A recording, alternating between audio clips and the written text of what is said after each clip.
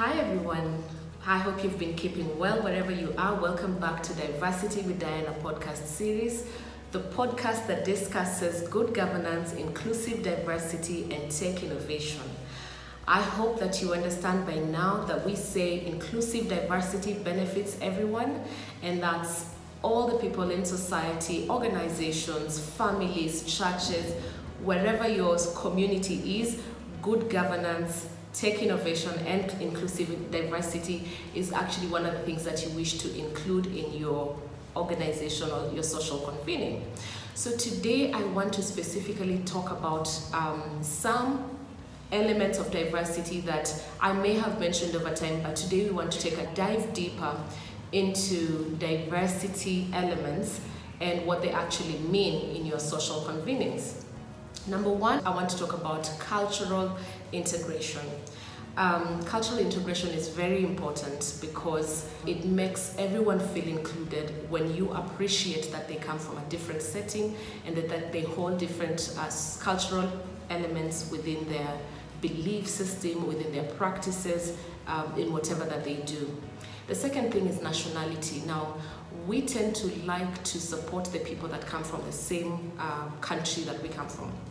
But it's important to acknowledge that people could come from different backgrounds, and you may see that someone is saying that they come from the same country that you do, but you don't know about their family history.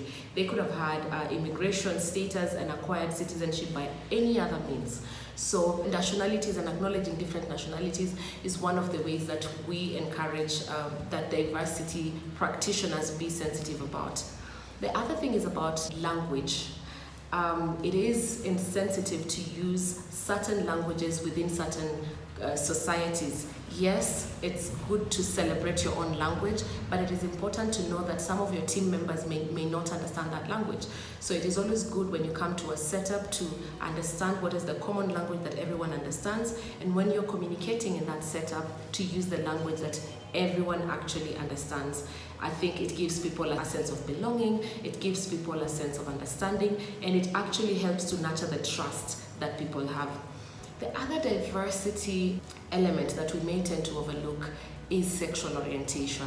Now, it's not, it is actually insensitive to assume that everyone is of a binary sexual orientation, whether you're straight, transgender, gay, lesbian. All these different sexual orientations are something that we live with and something that we need to acknowledge and respect and let people choose to live the way they need to live. So diversity, again, one of the elements that we need to take note of is that sexual orientation, that different people have different sexual orientations.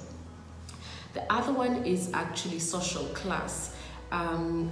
It's good to be sensitive to understand that different people may become, you may be working in a team, you may be convening in a certain setup, and make an assumption that everyone is from the same social class. It's important to acknowledge that we live in a diverse community where people come from different social classes, and that sensitivity is very, very, very important.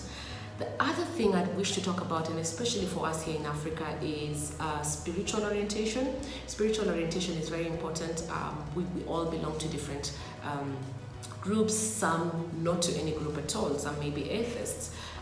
When it comes to diversity and understanding that diversity and inclusion is one of the elements that we wish to nurture, then it is good to understand that not everyone may have a certain lineage, maybe a Christian, maybe a Muslim, maybe a Buddhist, and it's not good to make an assumption. It is good to be sensitive to people's different spiritual beliefs. Race is one of the distinguishing factors in diversity, and so race is easy to see. It's the outlook and how someone looks like, but even in that we should be sensitive to people's natural or physical appearance. So race is one of them, gender is the other. I've briefly talked about sexual orientations. Gender is a whole different thing that could be to that. There's also something about mental capability or mental ability.